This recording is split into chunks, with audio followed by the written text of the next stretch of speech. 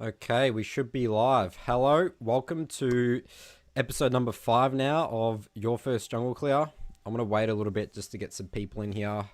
First in the chat, let me chuck in my Discord telling people I'm live. Live now. Also, let me know if you can hear me in the chat with a 1. We jump into this pretty quickly. We've got Jackson, who will be our first guest. Also, so if you're been watching my channel for a while, you want to get better at jungling, I do these twice a week. All you have to do is just join my Discord. Simply tell me what game you want to cover, and I'll jump on here with you. Discord's basically literally like a one-on-one coaching session with me. Obviously, it's not going to be the full game. It's just the early game, but like really good opportunity. Should definitely take it up. I usually don't fill up fully all the guests like per show or beforehand. So if you really want to get on the show, you'll absolutely be able to get on it. Again, have a chance to talk with me 101, and we'll have some good fun, helping each other get better at jungling, but also just to identify your blind spots. Like that's the biggest thing. You'll be shocked at how much you might miss in terms of your early game. Just very tiny things. You can just tweak these things and you'll have significantly better results. What's going on, ads? Great, you can hear me, Jackson. I'm going to pull you into the chat in a moment. You are in the waiting room. I'll jump in here.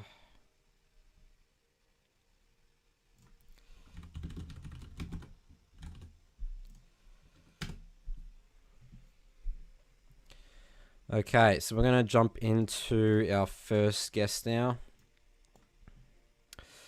All right, Jackson, you are on the air. Can you hear me loud and clear? Absolutely. Great. All right. So Jackson here's a returning guest. A huge win streak, man. I actually had a look at your recent, your games today, and you still keep winning. Like, can you possibly Yeah. lose? You know what I mean? Yeah, that's definitely the mentality right now, Yeah, I'm really happy with it, So especially after having the giant loss streak. So you had a huge loss streak. What changed? Absolutely. Uh, so definitely mentality, like you're not going to go on a 10 to 15 loss streak and still be positive about everything, in every aspect. So definitely brought my mental down, but I just needed to take some time to recollect, analyze that game. There's a lot of content right there for me to be able to go and review, which is fantastic. So you've been reviewing your own games or just still watching my videos? So when I first found out about your channel, I watched as much content as I could within season 10.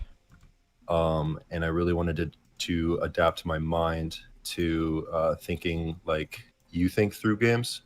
And then I would go to my own reviews or my own games and review them, trying to think in the way that somebody in challenger level, skill level would, Yeah. And from there, I just kind of dissected everything and doing my best to do that. So in terms of the mental, what specifically, in terms of mentality, you're going into these games, were you just autopiloting? Were you? Yeah. So after 2 losses in a row, so I'll take a decent amount of time in between each games, at least 20, 30 minutes between a game, and just take a walk, make some food, something like that. But once you play 2 games in a row and lose and you keep playing, no matter what, I just feel like I'm always going to be tilted. So I try and play 2 games. If I win those, then I'll feel fine with going on. But just mentally, just staying positive, knowing not getting too attached to your losses and also not getting too attached to your wins, Yeah, that's the just big staying one. neutral Absolutely. on both. Absolutely. You don't want to be all gung-ho after winning a couple games and thinking that you're the best, but at the same time you can't let yourself get too negative on yourself just after a few losses. That's the trap you fall into. You're winning games. It's like, oh, I can just chill out. Because it's like the fellas here, when you keep winning, you think, well, I'm just going to keep winning. But then you suddenly start getting on that loss streak, and then you start getting frustrated while you're losing. I'm looking at your match history right now, so I don't think I can get to. Okay, so this is the loss streak. So stream, also look at this. So this was 12 days ago. You're actually doing well in these games as well. You're getting ace in all these games. Yeah. I was pretty frustrated. That was probably the most frustrating part, was that I go on OPGG and I see the ace and I'm like, wow, I really was doing well in these games. But obviously my mind wants to say, oh, it's my team that's bringing me down, but I completely stopped that. I can't let myself think that it's my team dragging me down. Obviously, I have tons of deaths in some of these games that I have aces in. There's so many objectives lost in these games that I have aces in. There's definitely stuff that I did wrong in these games that I can't change anything else about the people that I play with. I just need to focus and double down on what I can change about myself. I mean, like, looking at these scores, like your recent win streak, like especially the ones where you get 0 deaths, are you very cautious? Like, are you thinking about, like, even this game here, you had a 36% kill possession, which isn't too good, but you're not dying, right? So you're choosing your fights very, like, you're thinking it through your games. Yeah, I'm like, telling my team, I'm like, yeah, so those games, I feel like I get my laners getting, I feel like I get them kind of snowballing in the beginning, and that's kind of where I stop. I'm like, okay, I have all these kills and assists from these lanes. I just need to be as efficient as possible. I don't want to be looking for ganks that aren't guaranteed. I need to go through, clear my camps, make sure I'm getting these dragons, wards down, and everything. I can't lose this efficiency streak that I'm on. And we just don't need to be taking fights that we don't need to. Like teams after pushing away, if they want to roam into the enemy team's jungle for no reason and try and get a fight while dragon's up or while herald's up, or while top tower is being shoved in and no laners there. So I definitely back off from the fights. Don't let them get my bounty. And it works, doesn't it? I mean, I'm looking at this game here. I mean, you have literally 189 CS. You don't need to do anything. Sometimes if you do enough in the early game, you can just sit there and farm. Like, you're 50 CS up on this Shaco. Yeah. It's fine. Just if you don't die, I'm almost convinced in solo queue, if you just don't die, you're not giving the enemy team gold. You're not giving them opportunities to, like, if you're the jungler and you're still alive, you have the option to steal dragons. Like, you're putting pressure constantly. As soon as the jungler dies, you're instantly on a back foot. Like, you can't be placing control wards.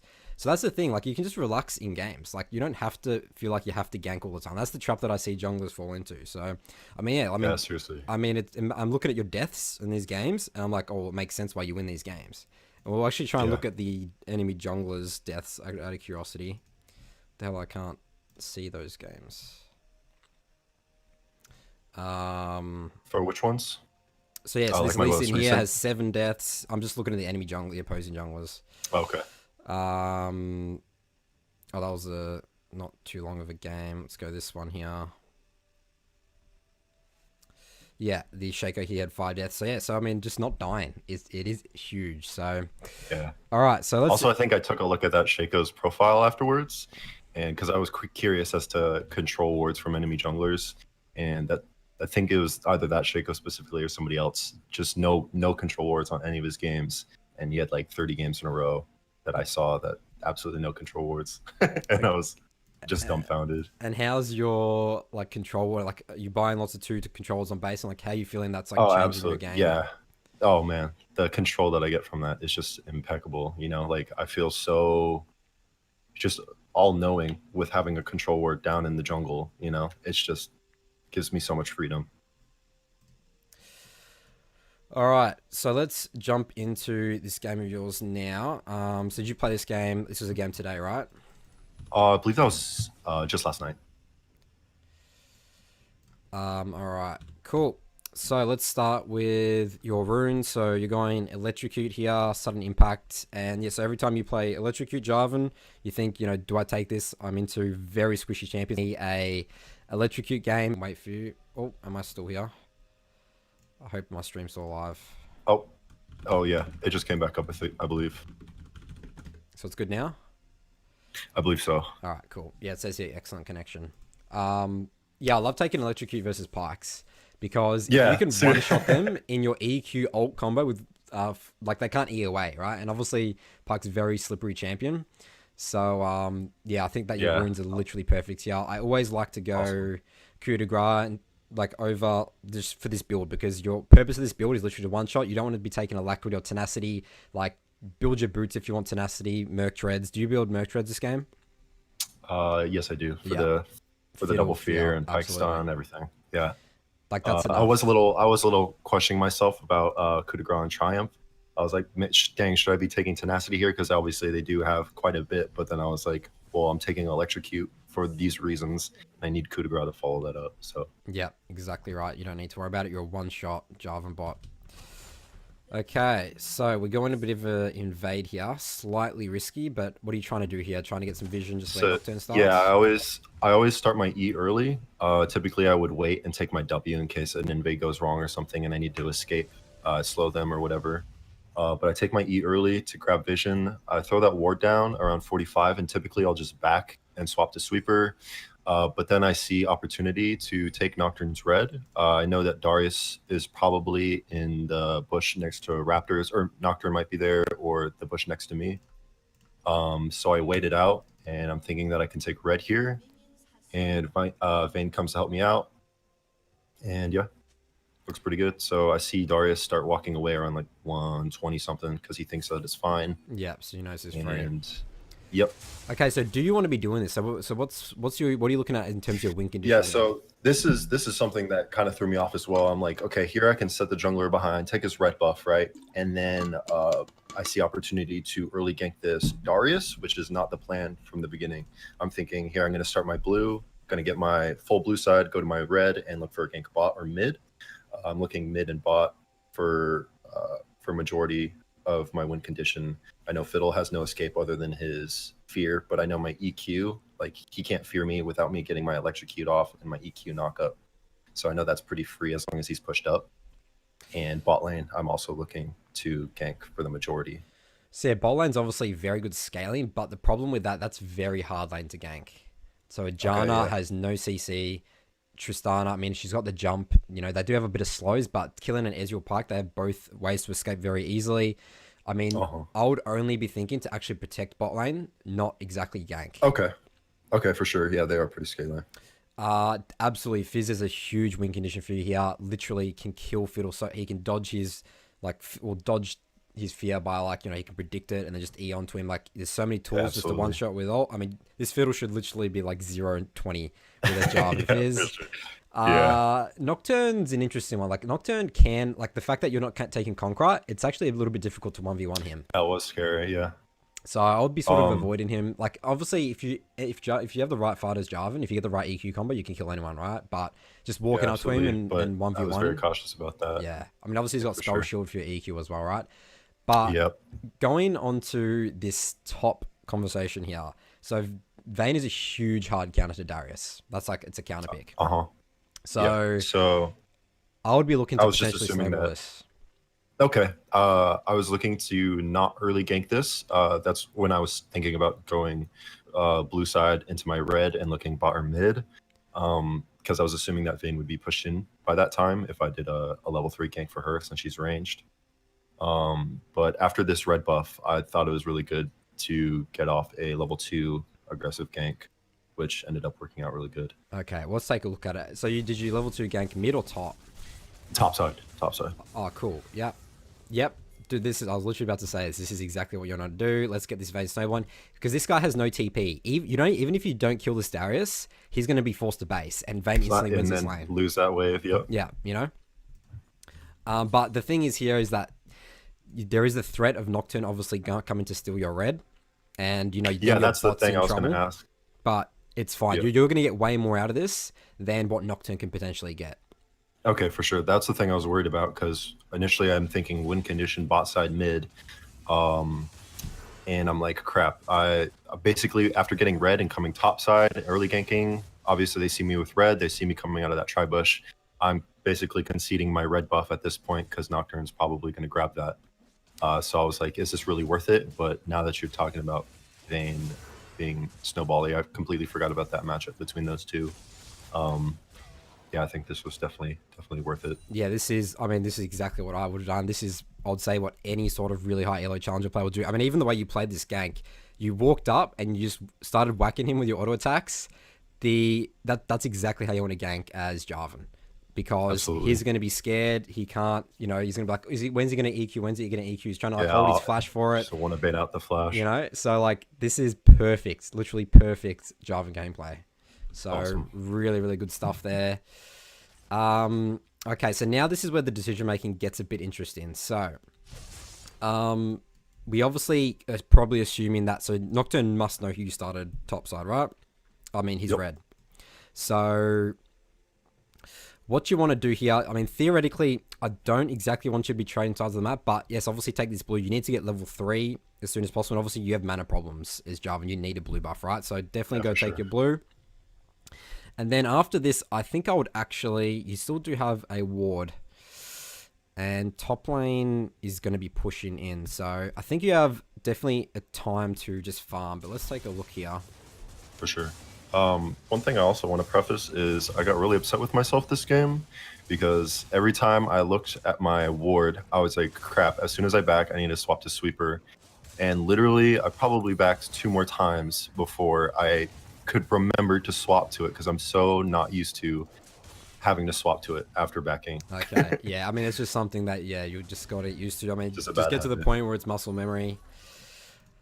Okay, so you're going bot side here. So yeah, this I potentially don't agree with. But it actually looks like that Nocturne is top. So this is just like the players that you're playing against in silver, like they won't punish you for doing that top gank.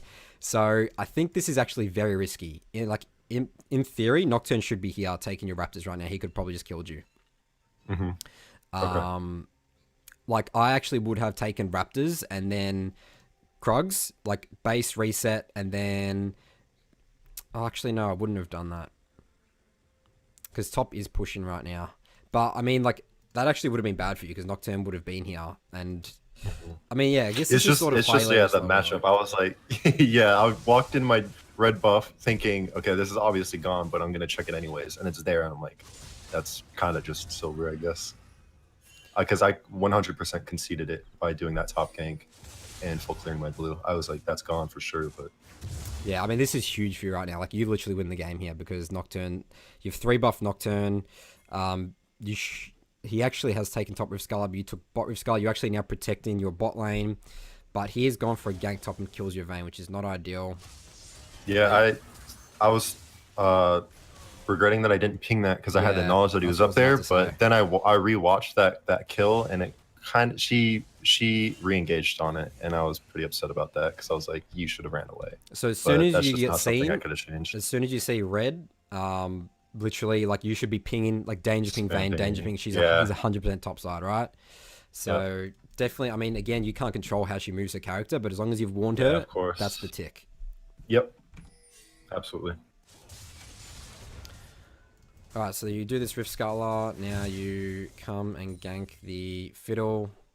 Yeah, because he's blown both sums. Were you looking at this lane? Were you looking at this lane when he burnt Flash, by the way? Yeah, so I get the Rift Sculler because by the time I'm finishing my red buff, he's pushed the Fizz under turret, so he's very overextended.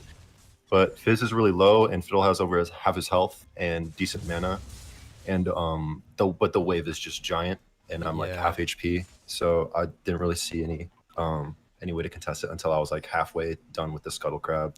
But by that time, I'm like, there's 3 casters. He's still pushed under, so he has no escape. I definitely think that, I mean, because what I argue here is like, well, maybe, I mean, I think maybe it still is. I mean, he doesn't have much mana. Like, he doesn't have Ignite. He can't exactly one-shot you. I think that maybe ditching Rift Sculler for this gank could work.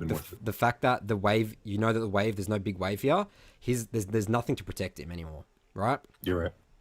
So, I mean, this is the safer play. It definitely is safer here. I mean, you don't exactly know where Nocturne is at this stage, still, remember? But then he does show top, so it makes sense. It's fine. So I actually think it's good that you didn't go for that. And now you come on this guy, and you kill the Fiddle. So that's good. Okay, I love that you're basing here. So why are you basing?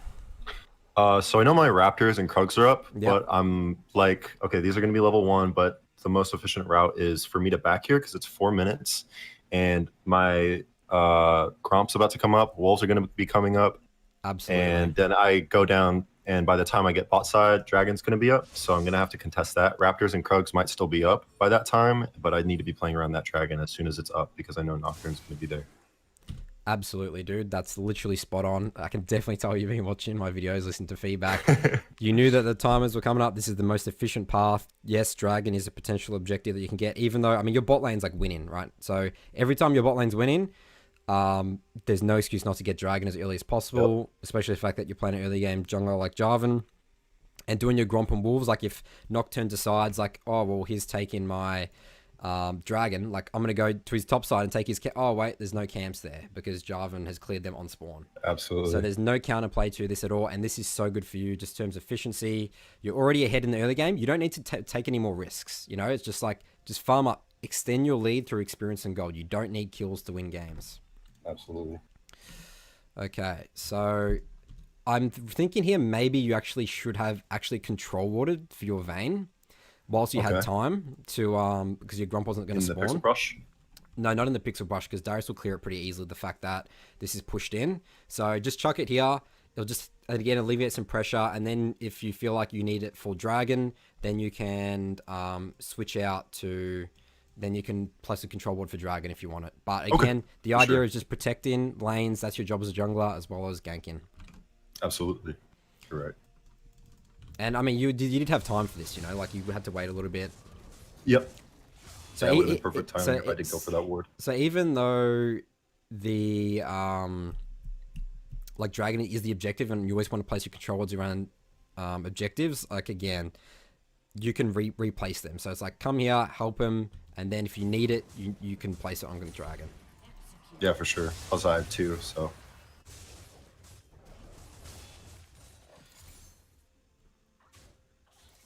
Okay, I like that you're skipping Raptors here. The rule here is always vision first, then you can go do your camps. Like you have a lot to do right now. You can potentially gank this Fiddle. He still has no flash. But again, you don't have Sweeper here, which really sucks. You actually don't know if you're walking towards, right? And you that's the part that I got really mad at because this is the part where I was like, this is where I realized I'm like, crap, I didn't swap to Sweeper. Oh, sorry. Also, before you go ahead, I see at like 5:30, I'm in the Pixel Brush and a minion, a minion comes from mid lane. I just saw that. I actually do not understand what's up. Yeah, that was probably one of the biggest bugs I saw, but I was really confused about that. I was just wondering if you had any this insight minion's about literally strained. It's like you've been seen on a ward or something. I'll be so confused by this. Yeah, that's what I was like, dude, if I came around 2 seconds later, I wouldn't have been in that Pixel Brush yet, and I would have given them vision of me. But yeah, that was just funny to me. But yeah, definitely Sweeper. That really made me upset. Yeah. Also, I go and deny that Scryers when I place my other ward inside the brush inside the jungle. And then I'm looking to go mid, and I really misjudged this because I play a little bit of Fizz like a while back. And I did not think that he could pull off the damage that he did. So I go mid, and I do blow some, which I was really regretful of. But yeah, I guess I was just really misjudging that. Yeah, Fizz can one-shot this guy. I mean, he's not taking aftershock. Like Fizz can literally doesn't need you. So I definitely think, I mean, Burden Flash is a very big tool for a jungler, for engages. So you don't want to be blowing that lightly. I mean, again, like even if Fiddle does get away, like I still think it's worth for you to save your flash just for this dragon fight. Like he's already 0-2 because he's gonna have to base anyway, right? So he's already off the map. You take free dragon anyway. For sure. Alright, so Nocturne actually shows up here, but you do have Fizz. This guy should be dead. We'll have to burn flash. Holding your EQ, and you don't decide to go in. Love it, dude. Like I can tell so many people would go, you know, in that EQ combo. Like remember the same philosophy. He's chunked, he's out. He's backed off. I was like, okay, now dragon's possible. Exactly, we don't have to get this kill. There's no reason. Exactly right. This is I mean, this is so really I spam ping my team. Yeah, I find myself, I admit I ping a bit too much the dangers, but it's just because I'm like I just need my team to listen to not fight because this dragon's up, you know? So I throw like 3 or 4 out. And I'm like, yeah. But absolutely objectives over the kills. That has been such a helpful tool that I've been utilizing.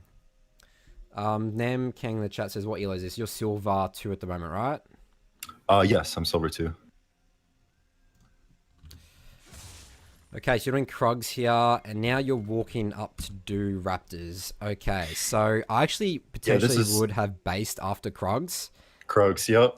And then gone, cleared my full topside jungle, and then maybe done something top, and then worked my way back down for when red spawns, right? Absolutely.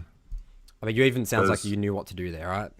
Yeah, I was getting my Krugs. I'm like, okay, this is obviously the biggest chunk of XP that's up right now. Yeah. I can leave my Raptor. They're still level 1, but like there's no reason It's for me fine. not to, or for me to get them right now, because I can Yeah. just back and get them on the clear downwards, and it would have been much more efficient. Yeah. And yeah, definitely regret that, but for sure, thank you for clarifying that. I mean, you do get enough gold to get boots there, but again, level 1 boots of speed isn't the most exciting item. Yeah. But you do refresh your 2 controllers, so still okay. It's not the worst thing, but these very small things in terms of efficiency, like they do add up, you know. So For sure. all right, I love again this philosophy right here. I mean, this must be working for you because you're always winning games. Vision first, then do camps. You're protecting your fizz here. Obviously, Vayne's not around, so potentially don't need to be here anymore. But I mean, you're actually getting full vision for her, which isn't really good.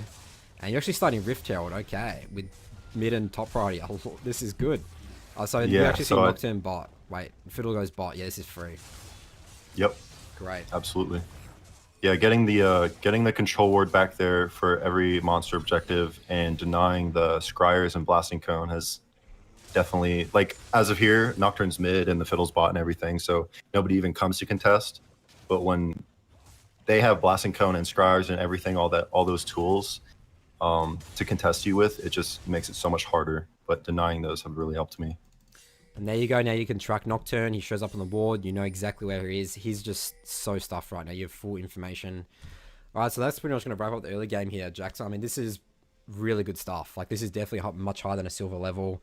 This is platinum level stuff. So if you keep up, you know, this, like, I mean, in terms of mechanics, actually, to be honest, I would not know what elo this is. I would think this is like, oh, I mean, based on the enemy team's gameplay, like Nocturne, like I would know that this is probably low elo, but based on your gameplay alone, like that's really good stuff, dude. Like I'm really impressed. So definitely seen huge improvements, man. I mean, how long has this been? Like 2-3 weeks, right?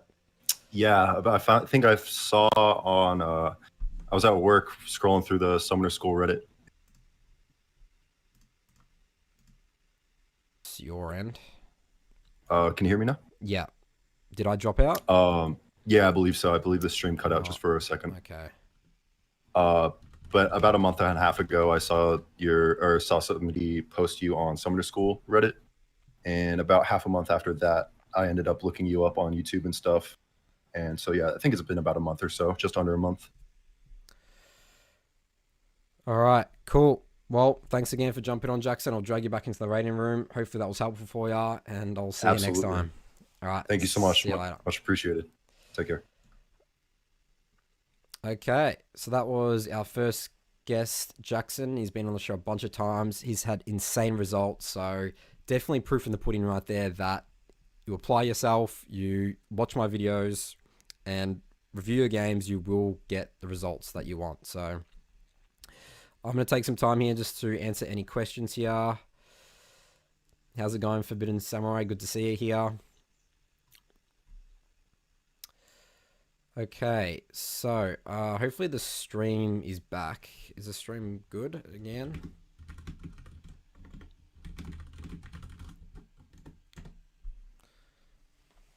It says here that I have excellent connection again, so it should be okay now. I'm going to drag in I Can Only Riven now. Alright, I Can Only Riven, you are live. Okay. What's your name and where you're calling from? Ali, I'm from Canada. Great, Lee. So what you want to do is, I mean, I'll assume you're obviously watching the stream right now. Yeah. So you watch the VOD through the stream. Probably want to mute it so then you're not hearing back and forth Discord. And Okay. I actually will just get your game up here. So your IGN is I Can Only Riven. I Can Only Riven. Yep. And the game we want to take a look at is the most recent one, 560 Nidalee. Yeah. Okay, I think I saw you in the chat before saying not to show your OPGG. You had a sort of a rough couple of days. Yeah. I rolled swap to jungle and Okay, I saw I've because been I was training looking. Nidalee and You were playing lots of Fiora. So what do you want to do? You Yeah. just get sick of jungle? You just wanted to start playing top lane? Like, what happened there? no, I was talking to my friend and he said that he would get platinum before me. So I had to come back to Fiora. Gotcha. So, but now you're back to jungle now. Yeah. And you're playing a lot of Nidalee. So, Nidalee's a very difficult champion. Like, why do you choose to pick up Nidalee? I don't know. I just like the champion. I like early game. If you enjoy champion. it, definitely like go for it. But I mean, looking again from like your win rate and stuff like that, like we'll see this game. We'll see what's going on. Like we can obviously dissect it, but just in general, like Nidalee is you have to be very confident in closing out games because she can get pretty hard out. Like if especially if you're versing like a very tanky team, like you just do no damage with your spears and you're useless, right? But in terms of this game, like this is actually a very good Nidalee game. Like you're versing like Sona, Lulu, Kai'Sa, like these guys you can just one shot chunk out. So I mean, again, let's put that aside. Your win rate in Italy. Let's take a look at this game. Let's start with your runes. So very standard: Electrocute, Sudden Impact, Zombie Ward, Relentless Hunter. Yep, Nimbus Cloak and Water Walk in. Okay, so this one's an interesting one. Why do you go Nimbus Cloak on Nid? Oh, just for the movement speed when you smite. Okay, I think that the Inspiration Tree, Magical Footwear, Cosmic Insight just way more better for Nid. Just go full carry mode. Do you run those runes much? No. I usually go on probuilds.net and I follow the runes. Yeah. So this definitely can work. I think like it's still good. I mean, I guess like Nimbus Cloak. I mean, obviously you can kite people pretty easily, but I mean, Nidalee's objective isn't exactly to get into melee range, right? Like you can get into melee range very easily in terms of if you hit a spear or a trap, you can jump on them, right? You have no problems with that.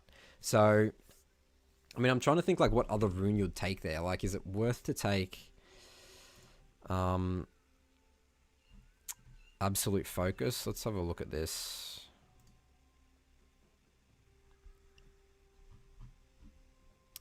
Okay, so I'm looking at Crush's game. He goes that. Broxar. And Dark Harvest is the other option to get as well. I usually run Dark Harvest. The way, I mean, so how do you decide between Dark Harvest and Electrocute? I just wanted to try Electrocute. Gotcha. So, I mean, when I think about Dark Harvest versus Electrocute, Dark Harvest, I think is much better against, like, very sweet. Like, I think this is a perfect Dark Harvest game. And because you can just, like, one-shot these people from, like, 30, 40% health, and it will proc the Dark Harvest, and your spears do insane damage. Like, Electrocute's more, like, it's better all round, but Dark Harvest, I think, take it when you're versing very squishy comps like the Sona, the Kiana, the Lulu, the Kai'Sa, and the Kha'Zix. Does that make sense? Yeah. Alright, so let's take a look at your early path in here. So you get a deep ward on the Kha'Zix's Raptors. I actually really like this. The fact that Kha'Zix loves doing Raptor camp, right? So this will give you a lot of information in the early game and be able to track him. Do you try to invade? Like, are you thinking to invade this Kha'Zix this game? Yes. Yeah, definitely think that's the right move. Kha'Zix is clear is pretty weak. Nidalee can literally roll over him. So we want to sort of see where he started. It looks like he started blue. And way you can tell it is obviously these guys were late to lane. Sona was in lane, so definitely can potentially contest on red.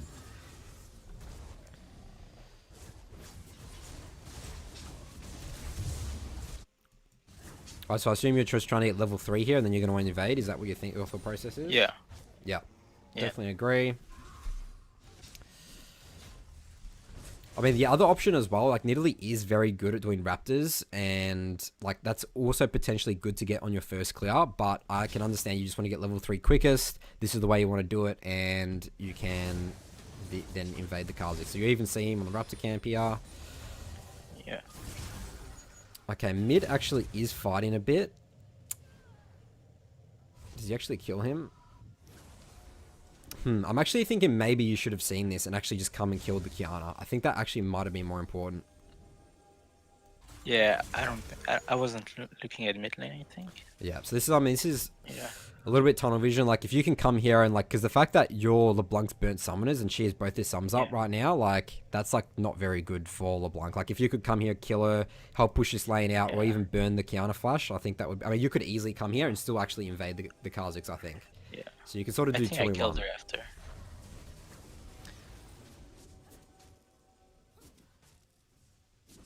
Oh, so you do have Smite. This guy shouldn't be able to get this. Nice work. decide to back off.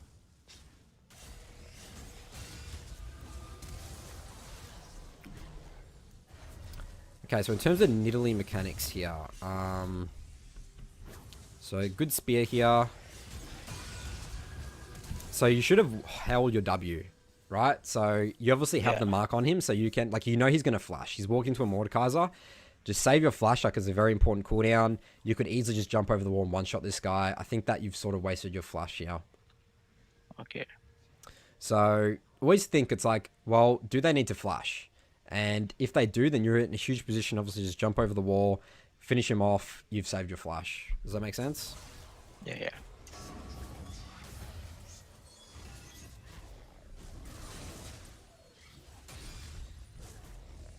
Okay, so now you need to put yourself in the shoes of what is Kha'Zix going to do. So you've already got a kill. You know that Kha'Zix is going to go bot side, right? Because he knows you're going to think you're going to go top Rift Sculler. So what you actually want to do here is as soon as you killed Kha'Zix, like, get out of vision, base, and go straight bot side. Okay. And don't even get top Rift Sculler, because he's not going to come get this. You can come and meet him on this top bot Rift Sculler. I mean, again, it's going to depend how bot's going. Like, actually, bot doesn't have priority right now, so that actually might be risky. But, I mean, I think either way, but just having that thought process next time. Let's say if your bot had priority or something like that. I mean, your mid technically does have priority here, so just to keep shutting them down and making sure you're not letting the Kha'Zix breathe at all. Like, Nidalee's job is to just shut down, especially weak early game junglers like Kha'Zix. Like, that's your job. You don't want to be sitting there just farming, keeping the pressure on him at all times and being in his shoes and thinking, where is Kha'Zix? What's he going to be doing? And how can I counter it, you know? Yeah. So, like, if you're really any other jungler, like, it makes sense to do top Rift Sculler there, but you actually decide to come gank this. You miss your Q. Should be able to chase her down, though. Get the kill. Kha'Zix is here. Yeah, so I think you're going to probably need to give up Rift Sculler, I think. Like, the fact that bot lane has priority here. But Kha'Zix is playing really risky right now. I don't know what he's doing. I think you could just kill this guy, honestly. So, I mean, obviously you still got to heal. Like, all you have to do is just auto-attack him. So, Nidalee with red buff is really good. So, I want you to think more in terms of Nid. Instead of just throwing Qs all the time, sometimes just auto-attacking them, making them juke the Q, and, like, try and juke the Q, but just never throwing it. It's very annoying to play against, and it's very, like, there's not really any counterplay to it, because you're getting the red buff slows, you're still doing damage. If he decides to come jump on you, you can just jump away. You can keep kiting him. That's the way you want to play, like, these matchups, you know? And the red buff slow, again, is so strong. So I think that you're playing a little bit too cautiously here. Like, you need to be, again, like, it's 2 versus 1. I mean, technically, LeBlanc can't exactly help you. But if you play this skirmish right, like, you could at least, maybe not kill Kha'Zix, but at least get him pretty low health. So I think you need to be a little bit more auto-attack more with red buff. Like, think about auto-attack red buff Nidalee. It's like the most OP thing in League. Sometimes you don't even need to throw spears. You can just auto-attack someone to death. Whilst they're, like, trying to, like, juke the spear. Alright, so you come here, you do your Krugs. This is good. I definitely, with the new patch, must do Krugs at least before 5 minutes. You're pretty much, like, spot on here. You need to get them getting levels. Like, they give a lot more experience in gold now, and they scale at past, like, level 4. So I think this is really good for you. Get your Krugs off the map. And you're looking to stay on the map here. So I think that this is where you definitely base, spend your gold. I think it's really inefficient for you to go do Raptors. You have 1,600 gold in your inventory. You're 2-0. Rift Sculler is still up, like old base. Go straight into top Rift Sculler. Clear that. Maybe look for a top game. Actually, no. I think I really want you to clear down to Dragon. So after this, what you want to do here is, again, base after Krugs, go straight to Rift Scuttler. Hopefully you have control wards. Maybe place one for your LeBlanc, but you probably want to save them for Dragon. Clear your Gromp, your Wolves, come down here, Raptors, and then start looking to pressure here and push Kha'Zix out of his jungle. Like, if Kha'Zix hasn't done Dragon here, right? Yes. That means that he's going to be topside, clearing his camps. So you actually will have, the way that you'll path and you'll be much more ahead of him in terms of tempo if you were to base after Krugs. Does that all make sense? That might be a little bit complex. Yes. Yeah. Yes, I understand. I didn't want to delay my back timing. I mean the respawn timers on the Raptors and the Krugs. Yeah. Well, like that's I definitely understand that, but that's not going to be a problem because you actually don't want to be doing Krugs at all, right? So let's say you can do Krugs after you've done a lot. Like there's just no way the staggering camps timers will actually be any significance based on what you want to do based on Dragon, right? Because Okay. again, you need the tempo, you need the momentum. Come down here, clear Raptors, and then you actually don't need to worry about Krugs at all. Clear Raptors, and then come down here and then start pressuring, get some deep control wards here. Look to gank bot, look to take Dragon. Okay, you actually die for it as well. Wow. So how do they know? Do they know that you're on this? Oh, so Kha'Zix is looking for you. A level 3 Kha'Zix is looking for you in your jungle, but it actually pays off. So again, imagine if you base there for Krugs. Like, this just wouldn't have happened. Like, it's obviously, in hindsight, it's pretty obvious, but that was the right decision anyway. And that, like, think how much time Kha'Zix would have wasted. He's level 3 trying to find you in his jungle, and you're just chilling topside. You're going to be level 5 after this, and Kha'Zix is going to be still level 3, you know? Yeah. Like, sure, he could counter jungle your Raptors, but you don't care about that because you're walking down here for Dragon, not exactly doing Raptors, right? Yeah. So yeah, this is really bad now. You've literally like sort of let Kha'Zix back into this game. Love the 2 control wards, but again, now you're topside here. You've lost Rift Scuttler, and you know what I mean. So all this tiny decision making just from that not basing on Krugs, like look how much it's affected your gameplay. Because now Kha'Zix has gotten top Rift Scuttler. Mordekaiser is obviously based. Yeah, just do Grumpier and then keep working your way down to bot side. Oh, so you definitely don't want to get seen here. I like this. Actually, do you get seen here? I hope you don't get seen, but just be aware of that. Make sure you're not giving free information ever to the enemy jungler. Always make the enemy jungler work for vision your location. Okay, so this is an interesting control ward spot. I would always be control warding. Like, this is a very easy place to clear. Something that junglers don't always check is, like, you know the brush here, like, just below blue buff? Yeah. Like, that's a really good warding spot. It helps protect your bot lane. You can see them if they're going to walk in for Dragon. That's always the better warding spot. They'll actually stay up a lot longer. I mean, it's still okay. A control ward's a control ward, but I think that it's better placed in just outside there to protect your bot lane more so than your mid. Like, what you can do here is, as Nid, like, you're only placing your traps everywhere, right? So just place a trap here. Yeah. It does the same thing. He'll hit the trap, all good. You have vision of that. Like, think about it. He's not going to walk through here. Like, how obvious, like, how little chance of it is you're going to hit a trap there. So, it makes more sense to trap here, control ward there.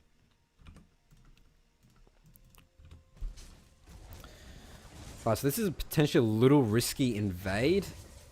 Do you have information where Kha'Zix is right now? Do you know where he is? No. Yeah, so I think this is really risky. Kiana is, obviously she's like your Blunk's in base, she can't help you. Your Kiana, like, obviously she has to deal with minion wave, you can see if she's coming, but your bot's basing and they're missing as well. So, slightly risky, it can work. Again, I think that, in terms of, like, not knowing, just the fact that you don't know where Kha'Zix is, like, that's, like, not good. But you do get away with it. Can't do Dragon. You always need to hit the scrying plant when you can. Like, this is really important in terms of the enemy vision control. Every time you're here, use it to check wolves, or if you feel like you need to clear vision here, like, that's an absolute must. So always hit that on the way out. It takes 1 auto attack. Oh, you actually do hit it, I think. Oh no, you still don't hit it. Wow, and you actually change your control ward position as well. Yeah. Alright, so... I thought the other spot was better. Yeah, so this ward spot is better, but obviously you wasted it before. Yeah. But you also want to hit the blasting code as well. Like, that forces a slower gank from Kha'Zix. Like, we actually spoke about this with Jackson, the last guest, it was Jarvan. Hit the plants, enemy plants all the time. It really slows down the enemy team's momentum and what they can do on the map. Okay, because I didn't want to give away my location. Yeah. So if you don't want to give away your location, just hit it downwards. Okay, you know? Yeah. Like, okay, yeah. So, like, that still works. And again, blast cone, that doesn't matter about your location. Just hit that, get away. But I mean, in general, like, I think that it's actually good just to check his camps. It gives you a little bit more information on what Kha'Zix's path is, what he's doing. But sometimes you don't want to give away your position. I do agree with that.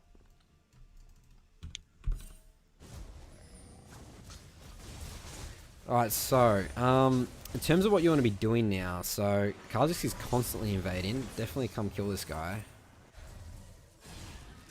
Right, I think this is poor map awareness from you. You rotate pretty late here, Yeah. but does kill the Kha'Zix, and now I think you just do Dragon. Yeah, I think you just jump over the wall, just do Dragon here. LeBlanc's just got priority. Come get this. Looks like you actually do get Dragon eventually, but I think you've done it a little bit too slow. And now you actually base in. So Kha'Zix is dead. Do Dragon straight away. Like, you're sort of going to stagger the Dragon a little bit. Like, definitely missed an opportunity to Dragon there.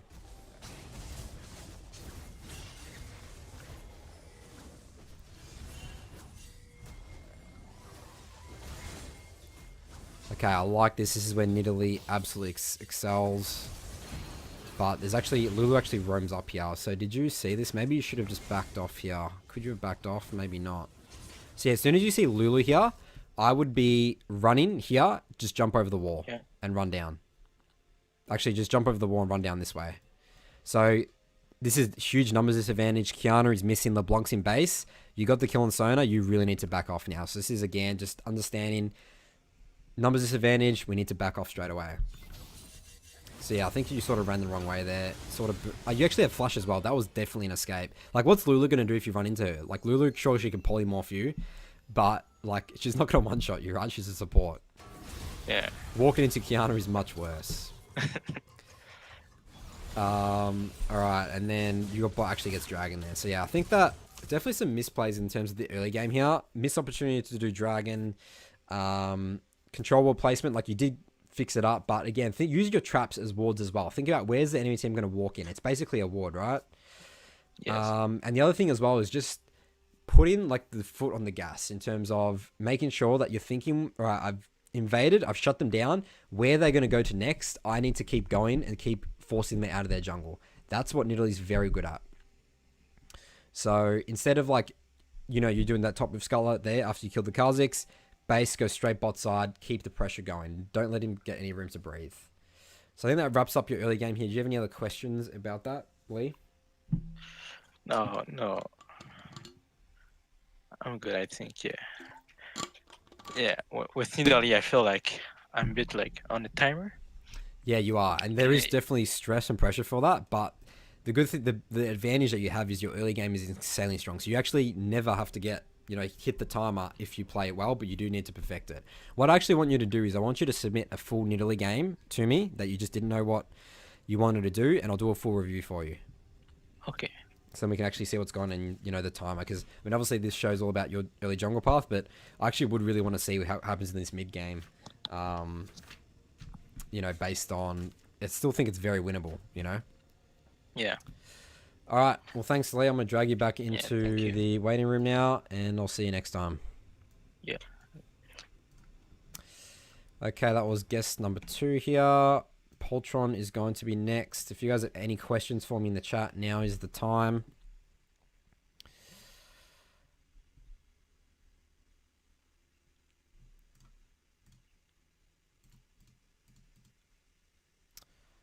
All right, I'm going to drag in Poltron now. All right, we have Poltron on the air. You there, Poltron? Yep. Great. I think this is your 3rd time coming on, isn't it? I think so. How's your ranks going? So you got Diamond, are you Diamond 4 still?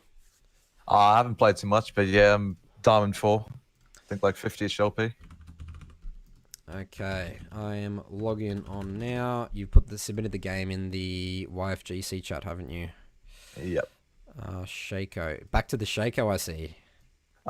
Just wanted to try it out after the jungle changes. Played a couple games of Shaco. How do you feel with, have you played, you said you haven't played much. Have you played much on patch 10.3 yet, or? I played 3, 4, 5 games maybe. What do you think about the jungle experience changes? Can you feel it? It does feel good. Yeah, I do think so feel as it. well. Yeah. Especially between 5 and 15 minutes, I reckon. That's when I feel it the most. Maybe not 15, but 5 to 10 minutes, I can definitely feel the XP. I'm not falling behind solo laners as much. If I get ahead, I can definitely snowball it much more easily. Stuff like that. Yeah. Yeah, I definitely agree. I mean, just doing those Krugs, like even like I did some counter jungling as well on them. And I'm like, wow, I'm getting so much golden experience from killing this entire camp versus before, you know? So I think it's really good as well in terms of just taking the entire camp and not leaving the one as well from the little Krugs. Yeah. That's kind of the one thing I was thinking about. Maybe counter jungling the Krugs. It's a bit harder than before because you can't just, take the big one and then the two medium ones and leave. You do take more damage, right? Unfortunately. So it is hard, but if you're going to base after it, like, that's fine, You need to take all of the Krugs as well to make use of the golden XP you get. Yeah, definitely clear all Krugs now. Okay, so, I definitely don't need to talk about your runes. You probably know more about runes than Shaco for me, but just for the viewers, Halo Blades, Sudden Impact, Eyeball Collection, Relentless Hunter, Alacrity, Coup de Grace, and Attack Speed, AD, Armor. So, I think these are the cookie cutter. Yeah, pretty standard for AD Shaco. Is there anything else? Like, do you go the Inspiration Tree? You wouldn't go Magical Forward, Cosmic Insight. No, that doesn't make sense. You could go Inspiration to get TM out faster. Yeah, Futures Market, of course. Yeah, it's not bad. Futures Market with the free boots is not bad. But I just like having the Alacrity for the attack speed. Yeah, I think that's real. With your ult plus the attack speed. That's insane. Okay, so bit of a rough start to this game here. Getting invaded by a Nautilus. You need to switch your scene. Whoops. Yeah. Yeah. But yeah, I could have probably avoided the level 1 death if I just backed off as soon as I saw the Rengar. I waited I hesitated a second because I wanted to get vision down. Yeah. Actually, I don't know. Could you have gotten out there? I don't think I saw you start a step at all.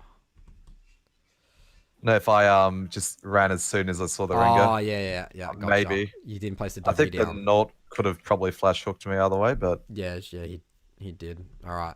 Anyways, rough start. That's fine. Actually, that's really bad for Shaco because you don't have your boxes start placing them, right? When do you start placing boxes again? Around 50 seconds now. Yeah, so you're really stuffed up here, right? I don't actually think the boxes mean that much anymore for Shaco. I know a lot of people complain about it, but I think even just getting 2 boxes down is sufficient for your first clear. As long as I don't have to, base after my first clear, I think it's fine. So I did want to go for the Krug start here. Gotcha. I think this is really good. Yeah. Yeah. I think this makes a lot of sense. You're going to get the respawn on them, get them going to get levels. I think this is actually makes a lot of sense for Shaco clear. Yeah, this is the old Shaco clear used to do back when the Krugs were really broken. So you would stop doing that? So you just did that recently now, or just because I just started again this patch. That's probably the way to go again, I think. Because again, just killing them just to get the levels. Obviously, you get less experience from the initial clear, but it's just getting them scaling, right? Yeah, it still takes a little bit longer, but it still feels really good in the end. All right, so what are you thinking about in terms of win condition here? Where are you looking to put your pressure? Malzahar is rough in the side lane, like late game into both Rengar and Kassadin. It's not a good time for him. I think Vayne is probably the best win condition here, although he can get one shot late game by Rengar or Kassadin. So at the same time, I want to even get myself ahead so I can sort of snowball the game myself. Would be good. I don't think top is a win condition really. At the same time, I got solo killed level 1, I think, which is pretty unfortunate. Yeah. Well, I'd say, I really actually do think shutting down this Rengar getting a Mordekaiser is a potential win condition. Yeah. I don't want Rengar to scale. The fact that he's 1-0-1, like, that sucks, right? You gave him a kill, right? But he hasn't spent his gold. Oh, no, I didn't give the Rengar the kill. I gave the lead the kill. Sorry, Rengar, you did. Yeah, Rengar solo killed him. But yeah. Yeah, and then he solo kills him. So top's in a rough position right now. Even though I had a rough start, I'm actually not really far behind Lee right now. He also bought the jungle item over longsword, so his dueling potential isn't really much stronger. Yeah. Just the same. All right, so Mordekaiser does survive that gank, which is good, but I actually would probably agree. The fact that he got solo killed, I think this is no longer a win condition. Rengar was 1v2 you guys. Like, Rengar's an ultimate 1v2 champ in terms of early game, just brushes. And he actually gets away here. So this is definitely not ideal, but you take this, you can do some counter jungling. Alright, so you're sort of in an interesting position here. Like, you can't really gank anywhere, right? Because everything's pushed up. I guess the only option here to do is counter jungle. Lee Sin is low HP. I'm thinking maybe you actually should have double rift scuttled him instead of doing Raptors. Ooh, possibly. I What do you think because I saw, Lee flash away top, I assumed he was just going to base in the Krug bush and then, run up because he didn't have blue buff when he ganked top. So Yeah. yeah, he's level Well, 3 with red buff only. then go take his blue. Take his top rift scarf, then just go take his blue. Or camp it. I don't think I can camp it really. I think I'll just get killed there. Yeah, I think so as well. If he has like, double longsword and back, I'm never going to beat him against that. So I eventually just counter jungle him here. I think I do get a mid gank off. Or burn his flash at least. I'm just trying to see what you burn your smite on here as well. I mean, The yeah, grump. you definitely want to do grump, yeah. I mean, I guess it's probably not worth it to just take top rift skull because I mean, yeah, I don't think you could take his blue. I think it's really risky. All right, counter jungle, that's all good. Take his Krugs as well. You looking to do or? Or I think if I have to queue over to the Krugs to take him, and if Lee runs bot for some reason, or if their bot lane checks, could be pretty rough. All right, so you come mid, you burn the Castle and Flash. Now go on bot side. Base, nice. I'll be looking to re-clear Krugs again. Yeah.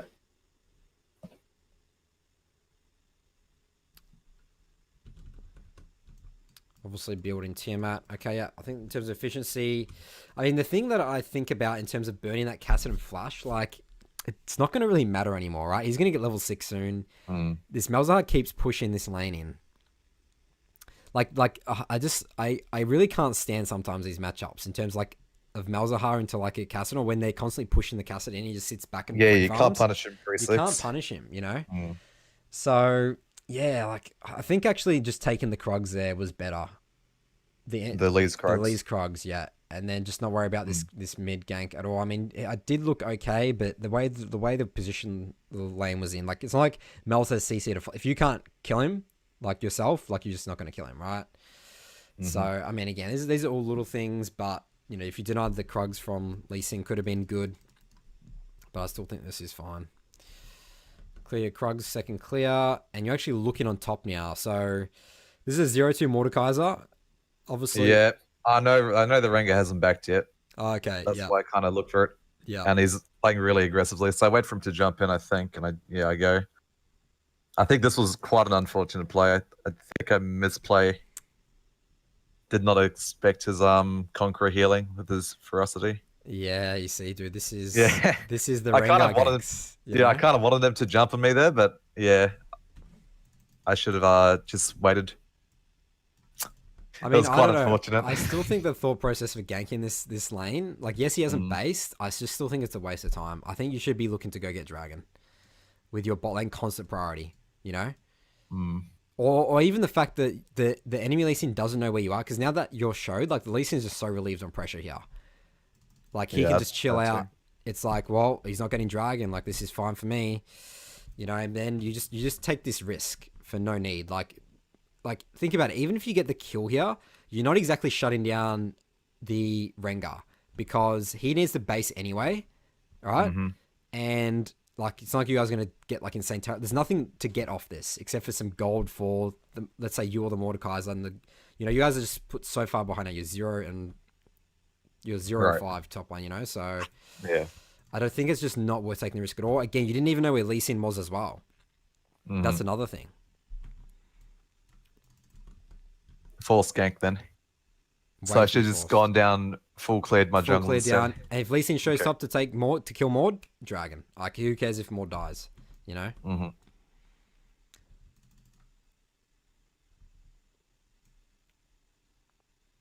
Yeah, so it is definitely rough. There is a 4-0 lead with Warrior, and I'm 0-2. Yeah, this is two really long rough. swords. But yeah, so I see Lee in the bush, all taking the red buff. I see Rengar ult, so I have to just queue out there. I believe, I knew Ring was going to go try steal my red, so I spam pinged my mid to come. That's good, really good work there. Yeah. Sure enough, yeah. So I do get the red in the end. Our center managed to just get the double kill. They really mess up the dive. Lee and Nort both kind of just die for free. You see, you're not level 6 now. Like, this is not ideal. Yeah, I will see how this plays out. Looks like you do get dragon off this. I think I Okay, you get invade the 6. Krugs. You get 6 off Krogs. Yeah, definitely want you to Yeah. get level 6. Yeah, just do dragon. You have mid priority constantly. Actually, no, Lee Sin's here, but Malzahar's here. I mean, Vayne's going to slowly push this out a little bit longer. You will have mid and bot priority, so yeah, I definitely think this makes sense. Is Lee still level 5? He is. Yeah, he is. Actually, that's Okay. actually really good. And you're level 6 and you have ult now. It's not Think- as... Yeah. With Shaker's ult, it's actually a lot of utility. If I can get the fear off, it's pretty big. Yeah, So, yeah, Lee Shaco's does, like- busted. Yeah, pretty much. So Lee does jump in and get himself killed because he kills a clone. I'm just letting the team kill everyone here. So this is like really, really big for my team. Yeah, this is It's huge. good for me too. All right. So we get 3 kills in Vayne and we get the Drake off this. Okay, so Vayne is absolutely your win condition right now. So yeah, base. Let's do a full clear bot side. Let's keep pressuring bot with control wards. Tiamat, do your control wards. You buy 1 control ward. Would you have sold a fillable potion right now for an extra control ward? I think it's actually more important. You reckon? Yeah. I mean, I don't know. What does this clear feel like without a refillable potion?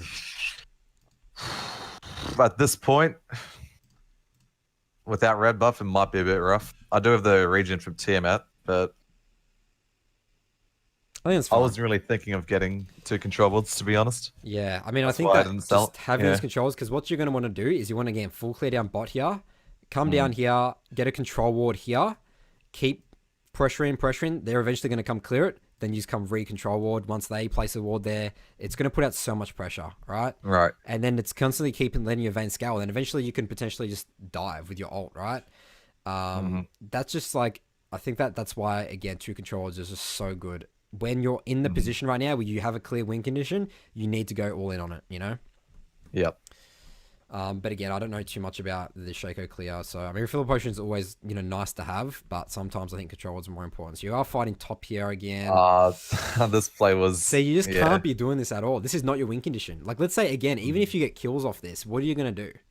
You need to I ran think. top to try to get the Krugs, but then I think Mordekaiser was getting dove by Lee. Yeah, so that's slightly Try to help him out unfortunate, of but if that happens, then you just ditch your Krugs, man. Just do Raptors and keep running down, Yeah. you know? Like, this is where you need to be much more decisive. Be like, okay, that's, like, I don't want to be top. You can take my Krugs, that sucks. But you need to know how to let go. Bot's my win condition. Look at it, the bot plate has 3 plates as well. If you guys kill them again here, like, you're going to be getting that tower very easily, you know? Then you can flip the map, and then you can start snowballing. Definitely, I mean, look at this. Imagine if you were here right now. yeah, very unfortunate. You know? I mean, if you're lucky, his Vayne is popping off. Wow. Super lucky there. Yeah, the winning bot lane. Alright, so yeah, that's pretty much going to wrap up the early game here. Again, this is just a perfect example of knowing. Don't take force fights. Don't take force. Well, especially, like, I view Rengar in the same light as, like, Renekton's, like, champs that can just 1v2 you, right? Like, you have a Mordekaiser. He's so weak early game, right? He has no ult. Like, you're all the damage. Like, Rengar is just, like, super OP in terms of top rushes. Like, I just would rather just not deal with this guy just jumping all over the place, not knowing what Lee Sin is. Like, I don't care. You can do that, Rengar. I'm just going to win the game through bot. That should have been your mindset here, you know? I think I eventually get to 0-4 and Maud gets to 0-5, I There think. you go, you know? But yeah, that was my last death when I was 0-4. We ended up winning the game. But definitely really bad early game. Yeah, I mean, I think you just got carried by Vayne there. You're lucky that your Vayne was really good. Pretty much. All right, Paul, yeah. what's going to wrap up this one here? We'll No see worries. you next time, all right? Yeah, thanks for that, Nathan. Catch you No next time. worries. See ya. All right, so next up we have, so Barkley says, I'm a bit late to the party, but I posted a game Discord if you don't mind having me again. Absolutely, Barkley. I will add you to number, so we have Leo next. You can be number 5 after Leo. Barkley.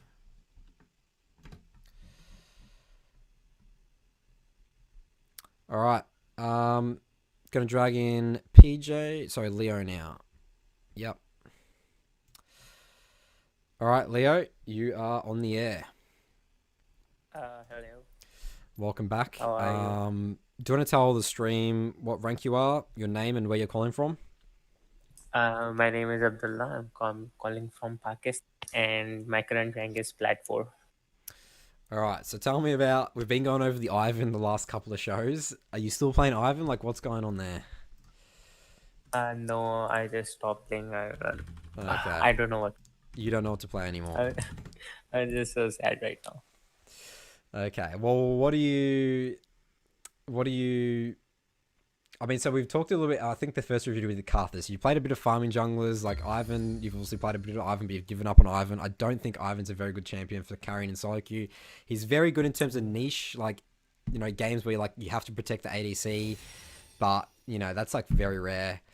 I mean, in terms of just junglers like Jarvan, Rek'Sai, Lee Sin, Elise. I don't like, want to any of these champions. Elise, and I can play Jarvan. I played Jarvan in Flex, but I think that it falls off, and I really depend on my team. Like, they want to fight like 4v5, 2v5, and I don't know what to do about this situation. Well, you need to win the game, early game, as Jarvan. That's what you do. And the good thing about it is Jarvan has great tools to do it, right? So you can't get into the mindset where I can't play a champion because my team fights without me. Like, that's like already putting yourself so far on in terms of like a bad mindset in terms of the game. It's like, well, my team's going to fight 4 versus 5. Maybe, but I just lost a game with when I was Jarvan, 7-1-5, and I still lose the. Great. Let's go over that game then. It was in last patch. Right now, okay. I just played Nocturne. What's your IGN as well, by the way? SKT Leo? No, it's just T1 Leo. Just Leo. No, T1 and Leo. Oh, T1 Leo, yeah. Okay, so we'll take a look at this Nocturne game that you recently played, right? So the 10-1-7, yeah? Yeah. I wanted to review the Yi one, but I just thought that we had Smurfs, so that's why I lost the game. But I want to get the Nocturne review. Okay. So you're playing a bit of Yi, Sejuani, Zac, Karthus. Like, yeah, your champion pool's all over the place right now. So, I mean, I definitely think Nocturne is good in terms of carrying solo queue, but the game's a little bit out of your control in terms of you need to sort of wait until you're level 6 before you can do much. You can do things early game here and there, but you need to pick your fights very carefully. The thing is, with the new jungle buff, so I thought that I really want to play farming junglers again. So that's why I picked Karthus, Nocturne, and Yi. But I think Nocturne is really good. Yeah, I think Nocturne's always been a good pick. I mean, I see him more in terms of mid lane. I think he's actually really good in terms of mid lane. He can constantly shove and, you know, push in and stuff. But I do think the Nocturne into Elise matchup is, I mean, you outscale Elise pretty hard. Like, you can just come one-shot her. You have your W for her cocoon. And you're also versing a cat this game. So definitely the fear is very good in terms of shutting down cat. Okay, so... Yeah, but I think if I jump on Elise, she will just jump off. That's true as well, yeah. You actually don't want to... Enemy team will... enemy team will collapse on me. She'll have Zhonya's and stuff. Alright, so the runes you go here, you got Electrocute, Sudden Impact, Zombie Ward, Ultimate Hunter, Magical Footwear, Cosmic Insight. Definitely like these runes a lot. You obviously have the other option to go Lethal Tempo, right? But I think... Yeah, they're very squishy. Is yeah, absolutely agree with you here. You're not going to be really auto-attacking much. You're first in Elise, Cat jumps around all over the place. Kog'Maw, Lulu, one-shot them with the Electrocute. It's all the similar philosophy in terms of when you go Electrocute Jarvan versus Conqueror Jarvan. If you're versing a bunch of squishy champs, just take the Electrocute, go for the one-shot. It works really well, complements Nocturne's ult well, as well as Jarvan's EQ ult combo. Alright, so tell me, you ward your red here, so you're afraid of an Elise invade? Is that what's going on? Yeah, and I really wanted to know her path. Okay, well, I mean, this won't exactly tell you what her path is. It will just tell you that she hasn't taken your red, like, level 1, right? So, you are starting bot side. I thought that she will do her blue and then come to red. Come to red, okay. Yeah, I mean, in terms of that path, like, I think that it's pretty unlikely maybe because, like, at least junglers that don't take red, like, they're obviously weaker in terms of the 1v1, right? But, I mean, she obviously can do that. If she knows you've started blue, like, she's definitely stronger than you at level 1. Yeah, she also started red. Yeah, so I think they always will start red. I mean, if you're invading as a jungler without red buff, I think that's really risky. So you do a level 3 clear here. You're looking just full clear. I think this is fine. You can't exactly like do really good ganks. Like Nocturne's just not good ganking in terms of early game. So I think it's fine to full clear, assess the lane, see what's going on. But I mean, I'll be looking at bot right now. So I would actually looking to do red, Krugs, base. Let's go straight bot. They're pushed in here. That was my plan too. And they actually get first bite here. So if you're looking, how's your FK usage, by the way? You still looking at lanes a lot? Yeah, I'm trying. I'm not good at it, but I'm trying. So simply looking, if you're looking here, all the summoners are burnt. These are absolute free ganks. So definitely be looking to pressure bot lane here. Top lane, Darius. Yeah, I know they are free ganks, but I still want to get level 6 first and then definitely. hard camp. All right, so I like that you're not ganking this set here. You know Elise is 100% top side. You guys will lose this 2v2, right? So no reason to gank this at all, even though he's low. Unfortunately, Darius is low health. He doesn't have TP, but you need to just base and go bot. So I definitely like... Actually, no, you're going for this gank. Yeah. So Elise is here, remember? I really want to... Yeah, I know, but I think I can dodge her cocoon with the W. So that's why I wanted to get... Sure, you can dodge her cocoon, but you're going to be like 1v2. Like, Darius is like backed off. Like, I think this is really risky. Let's actually see where Elise is. Elise could have easily come here, I think. So I don't like the thought process behind this gank at all. I think that's a risk that you're taking. Even if you dodge the cocoon, I need you to go bot side. Way more important. Go get bot Rift Sculler. Because now the fact that you've taken... Elise has now taken top Rift Sculler, right? So she could actually potentially look to double Rift Sculler you here. Yeah, you know? I think showing top. Yeah, she will. And she does, you know? So, like, this is, again, just eliminating these threats. Whenever you show on a lane, you think about what are you going to lose on the other side of the enemy, on the other side of the map, right? For me, it was kind of a free gank, so that's why I wanted to go. Well, that's not... You see, Leo, I don't think that's a free gank at all. I think that's a very risky gank that's not worth taking, and you need to be using your momentum, because now you're going to be losing a lot of experience and gold here, right? Because you've got double Rift Sculler. That's just not ideal. So does that make sense? Like, sure, you got the kill and it looks okay, but the thought process again, you know, Elise started bot side. She could have easily been there and protected the gank. All right, so Gromp, just farm until 6. This is good. So the wave is pushed in here. Again, I wouldn't really say this is gankable.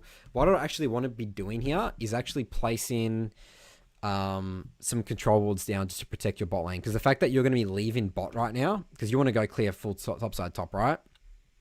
Yes. Out of base, I actually would have come here and placed a control ward in this brush here. Just to help your Zed get some sort of Rift... Like, obviously she has Rift Scuttler, but always, as Nocturne, look to protect your lanes and then just go and start clearing to try and get 6. Does that make sense? Yes. Like, you have 2 controllers right now. Just always protect your team. That's what I was talking about with Jackson in the first, that he did really well. He always did vision first, place control wards, then he went to go clear his jungle camps. That's like a really good philosophy to have as a jungler in terms of your path in. Alright, so Elise shows top here. Darius does get away. You're not level 6 yet. Let's just base and go bot side again, I think. Actually, you want to come and kill this, actually. Actually, the wave is a good position. Elise, I mean, your Darius is low. Yeah, I'll just back off here. I think this is risky. Oh, he actually commits to him. And you get the kill. Okay, good gank. Good gank. Base, kill the control ward. Let's go bot side for blue.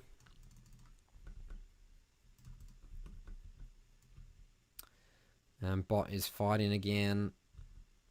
But now they have their flashes back up. So that's also something you want to be timing in terms of thinking about your ult. So if you were to saw them blow their flashes when it was around 2 minutes or so, this is where you want to be thinking, okay, well, I can ult bot, but they have their flashes up now. So in terms of timing abilities, remember flashes on a 5-minute cooldown.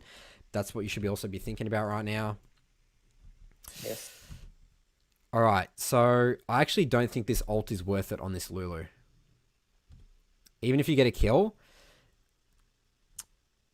like, you can't exactly... The fact that your bot lane's in base center's dead, you can't really get any objectives off this, right? So you need to think about your Nocturne ults, like, what can I get off them? Sure, you kill Lulu. She sort of needed a base anyway. Like, yes, she was pushing in the lane, but you have so much more to do here. Like, you save your ult to come down here and kill bot, then get dragon. Instead of using your ult just to get a kill on a support, like, that's not worth it, you know? Like, you can't get dragon off this. You don't have mid priority. Come here, clear, full clear, back up top, base, and then you can ult bot and then get dragon off that. Does that make sense? I wanted to get the stacks for Ultimate Hunter. Sure, yeah, but would you rather one stack of Ultimate Hunter or get a dragon? You know? Yes. So you need to always, like, weigh up, like, this sort of stuff. Like, Nocturne's ult cooldown is not the shortest level 1. Yeah. You need to be think about, just in general, to think about, how am I using that ult? Can I get objectives off it? Right, so full clear up to top. Because, I mean, I'm even looking here. You don't get a dragon until 14 minutes into the game, you know? Yes. Right, so bot actually dies there. I'm thinking maybe this is another opportunity to get dragon, but, I mean, clearing full topside here is good. You see at least bot. And you come here and kill these guys. Yeah, so you're really fed right now. Question is, can you do Rift Herald? Yes. Cat is dead. Set's dead. Good call. But dragon is definitely the next objective. So your ult's coming up in about 40 seconds. Base, go bot side. Let's ult bot. And then let's get dragon. That's what I want you to do right here. 2 control wards. Get your warrior. I love going the cooldown boots. This is really good. Whenever you're snowballing as Nocturne, always go lucidity boots.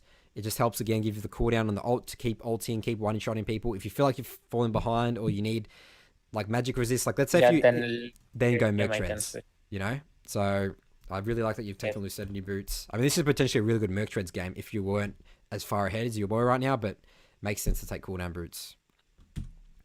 Okay, so this is the same philosophy again. You want to do vision, help your bot lane push this out before doing Gromp, okay? So come here, sweep, get a control ward here. You have 2 control wards. Come down here, like, even check, like, raptors and stuff. Even come, like, literally come mid and help Zed just push in the wave with your Q. Then just go do dragon. All right, so that's... Like, if I help Zed, then won't they, like, see me and get to know what items do I have? And... Yes, that's true. But remember, even if they see you and they know you're doing dragon, they can't do anything about it because you have mid priority, right? Mid priority, bot priority. Okay. So sometimes it's fine just to push it out. Again, the objective of pushing out mid, sure, you're going to get seen, but the enemy team can do nothing about you doing drag because you have full priority mid and bot. Yeah, so the objective here, you need to be thinking, how can I get dragon? So, I mean, looks like Zed actually comes and pushes this anyway, and you're actually pinging dragon, but you see the problem here is your bot just based. So you can't start dragon when your bot's based, you know? So if your bot's basing, like, this is where you can be communicating with your team saying, hey guys, I can either ult bot, or if you guys actually base, I think the better move is for them to base, like Senna's bought Manamune. Don't worry about dragon at all, just actually full clear up again, and then come down here and re-gank them with ult. And then get dragon. Okay? So I think that this is risky. You can't do this. You know? Like, you just don't have priority bot. And you're wasting a lot of time here now, I think.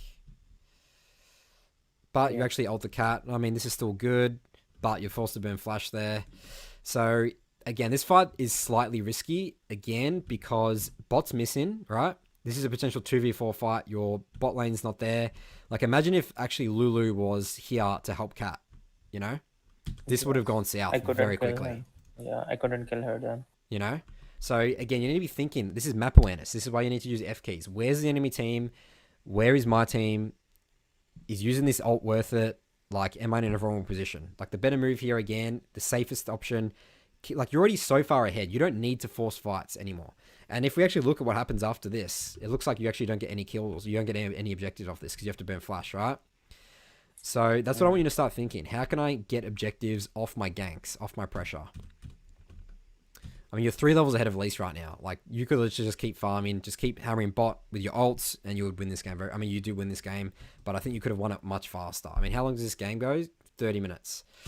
Definitely think this should have been like a 25-minute game. All right, Leo, that's going to be it for this review. Did you have any other questions you wanted to ask around that? I hope that was helpful for you. Yeah, it was helpful. Great. And remember that philosophy. Vision, then camps. Got it? Yes. All right. Thanks, Leo. I'm going to drag you back into the waiting room now. Thank you. Okay. I wanted to ask about the item. Yeah, sure. Like in this game, I saw some players, they are going like full lethality. Yeah, I think that's definitely good. But I think your build here is fine as well. Actually, I really don't like going Yomu's actually anymore on Nocturne. I think Yomu's gives me the max damage. Like it is the max damage item in the. Okay, actually, So yeah. I just I mean, what else would you go build? that So item. obviously, Umbral Glaive's like really popular. But I just wanted to go Yomu's for the maximum damage on my ult because it scales with my. Yeah. What else? What other So items are you that's- talking about? What's your question? Like in this game, I go 2 lethality items and then I build GA and then I build the next lethality item. When I see the pros, they are only going lethality, like full lethality items. Not GA.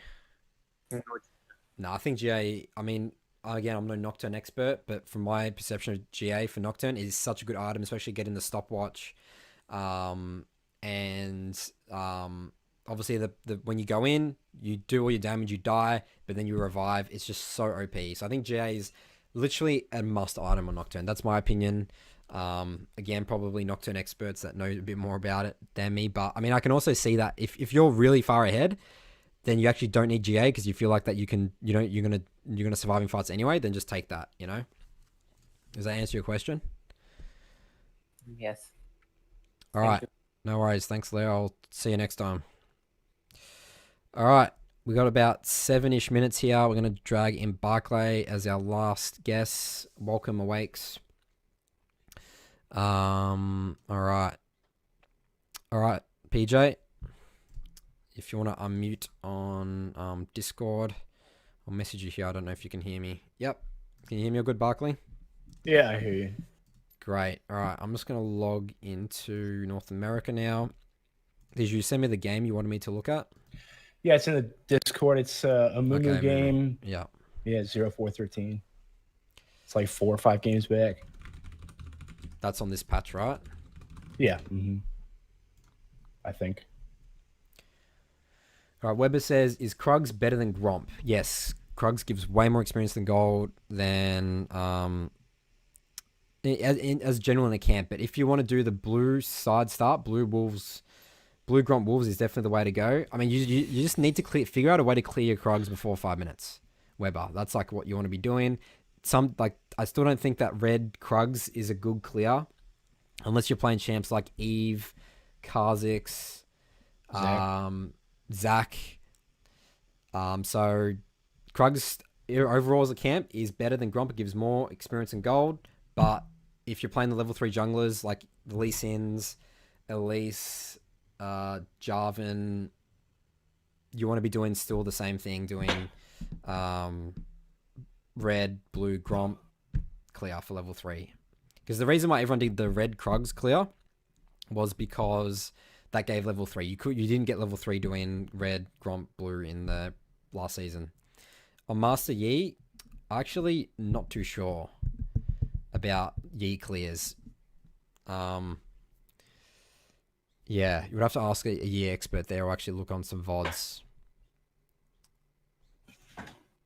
I mean, if I think about Yi, like Yi wants to farm and scale, doing Krugs, red Krugs, actually I think makes a lot of sense. Obviously you have threat of getting invaded on your blue, but low elo players don't really do that, but you can also ward for it and protect it. Okay, So let's get your Amumu game up here. So why Amumu? Why are you playing Amumu now, PJ, all of a sudden? It's not really all of a sudden. He's like my most played champ, my comfort pick, my favorite champ, and I just decided if champ doesn't matter, why not play the champ I enjoy playing the most? Yep, I love that mindset. That's good. But I mean, yeah, I mean it's definitely to an extent. Like you don't want to be playing like Galio jungle or something like that, or Heimerdinger jungle, right? Like Amumu is not exactly on that. Like he definitely is still potential jungler, but yeah, in terms of carrying, I think you're a little bit limited with Amumu. But again, if you play Flawless, efficient League of Legends, the right mindset, you will climb regardless, right? Yep. Okay, so I love this skin, by the way. Actually, I'll switch the here. Took me a long time to get that skin. What is that skin? That is Hextech Amumu. You get that through gemstones. Wow, I've actually never seen this before. Yeah. Yeah, this is an interesting game. I feel like I got stuck. This is not the right game. Is this not the right game? This is the 0-4 one, right? I'm definitely on blue side in the game that I was just talking about. Okay, let me Did go I back. tell you the wrong game? 0-4. Maybe there's another one. Oh, 0-4-13. Gotcha. I got Okay. confused. I didn't look at the assists. Oh yeah, don't look at that 0-4-6 game. We had Okay. a Darius get almost 20 kills in that game. Okay, yeah, that looked like a bit of a stomp. So Yeah, it Weber was in the terrible. chat says, yeah, I don't know. I hit Diamond 390 LP in preseason, now just hard stuck Plat 2. I don't know why. Come join the Discord, Weber. I don't know if you're already there. We'll figure out a solution to your problems. And to answer another question in chat, gemstones are a completely random drop from chests and capsules with like a 10% drop rate. So these are Hextech chests that you open up with the keys, right? Yeah. And a random Yeah. drop rate. Yep. Yeah, this is a game. Yep. All right, cool. So let's start off with your runes. I actually don't know much about Amumu runes at all, to be honest. Aftershock, Font of Life. I mean, definitely Aftershock is what you want to go. That makes sense. Conditioning, Overgrowth. So Overgrowth versus Unflinching. Yeah, there's a lot of guides out there that say unflinching, and man, I don't know. I think just Q into R. Like I'm not really flashing into fights. I'm not really. I don't know.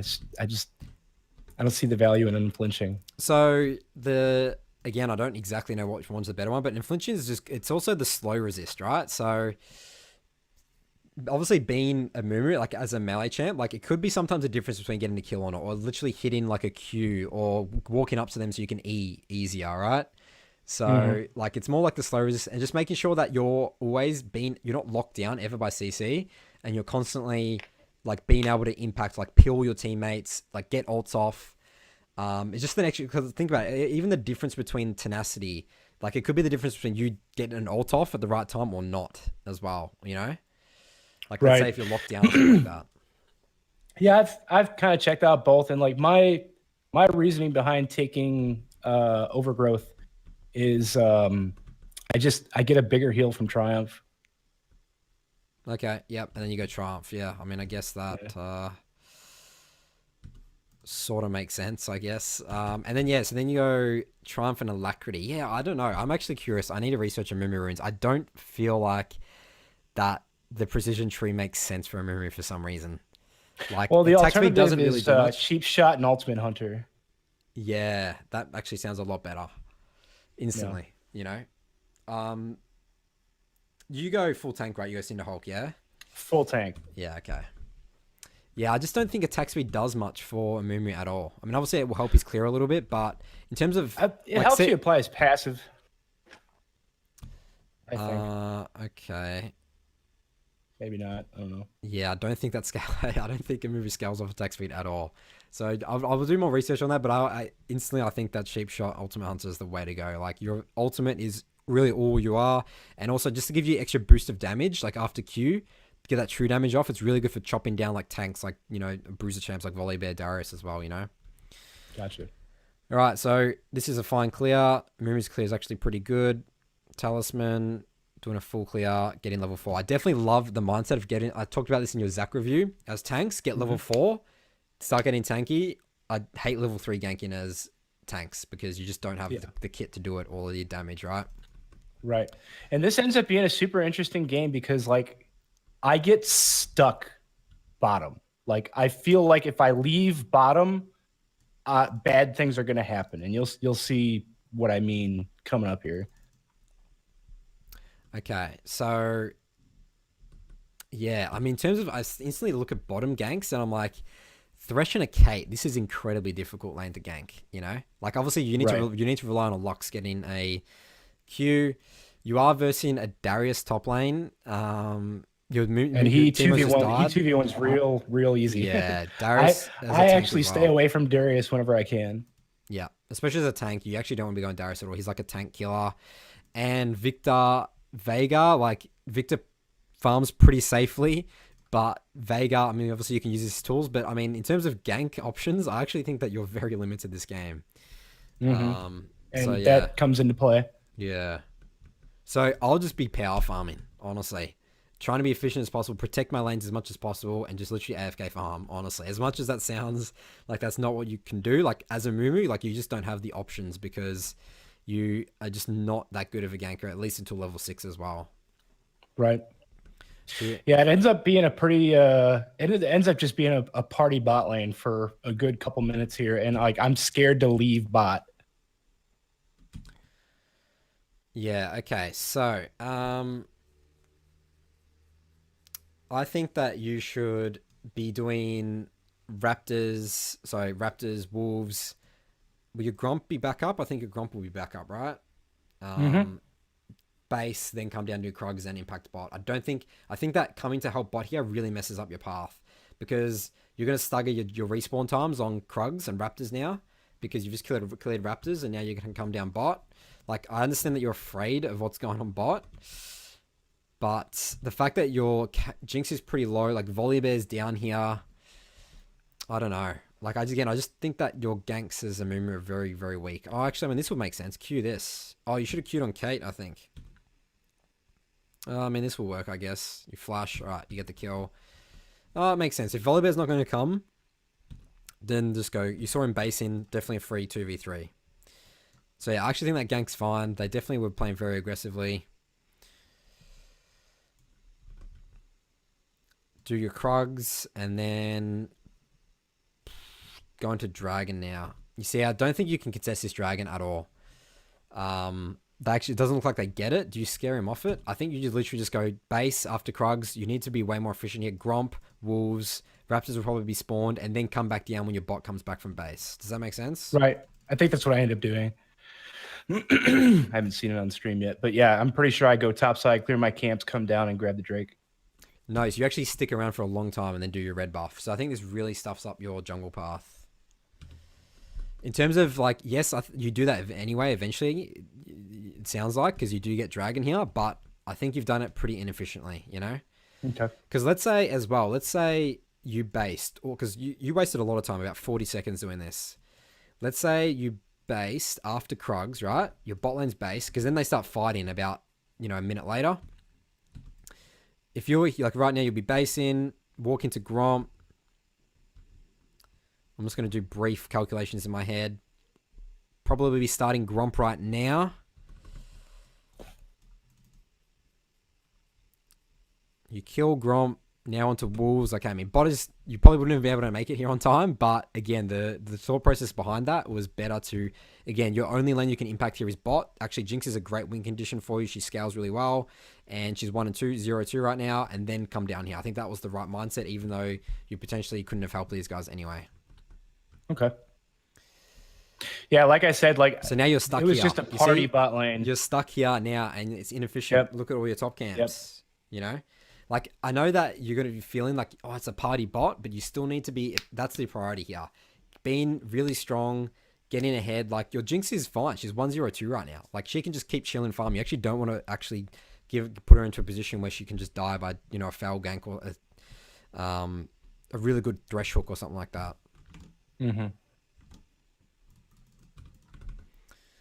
And now you're sort of showing bot. And guess what? Now that the enemy jungler can punish you by going topside, taking all your camps, like, this is not good, you know? You did nothing. I mean, like you said, it was a party bot and your Jinx still died. Nothing happened, you know? Mm-hmm. It's just not efficient to be doing this at all. I mean, your Krugs have spawned as well. So this is also the big thing. You need to base and get Barmy Cinder and start building Cinderhawk as soon as possible as a jungler. Because that's like you clear much faster with it. In terms of ganking and impacting the map, you literally cannot kill people as a Amumu with a Stalker's Blade, you know, at 8 minutes. Like, Right. so you really need to get that item when you can, because that is your source of damage.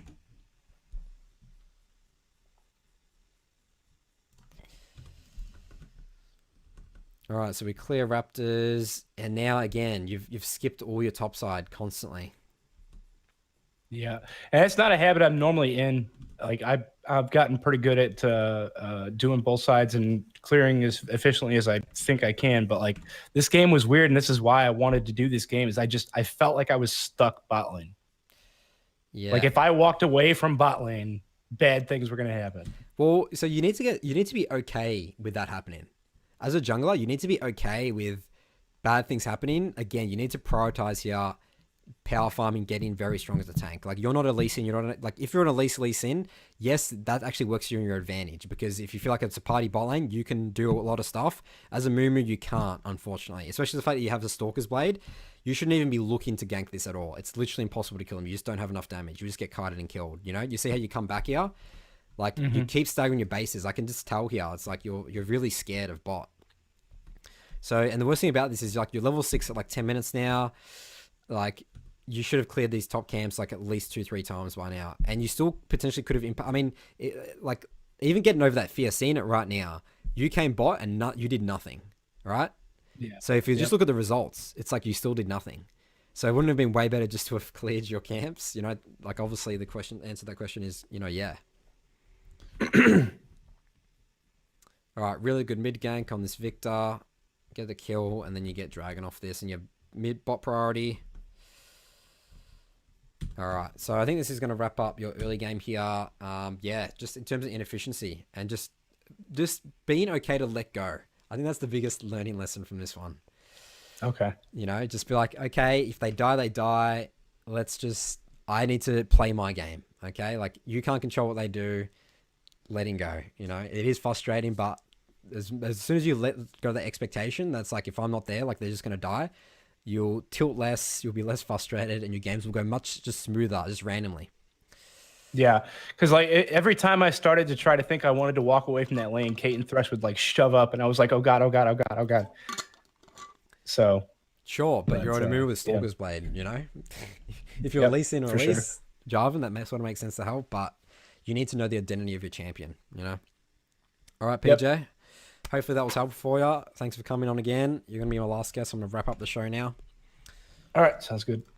All right. I'll talk to you later. All right. That wraps up episode 5 here. My next one will be, I've switched the times now to Monday, 8 p.m. Eastern Standard Time, which is Tuesday, my time.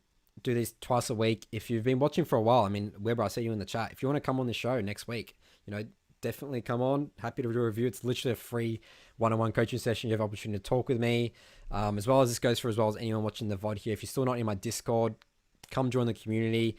All helping each other, trying to push each other to achieve our season 10 goals. Thanks for watching, guys, and I'll see you in my next video.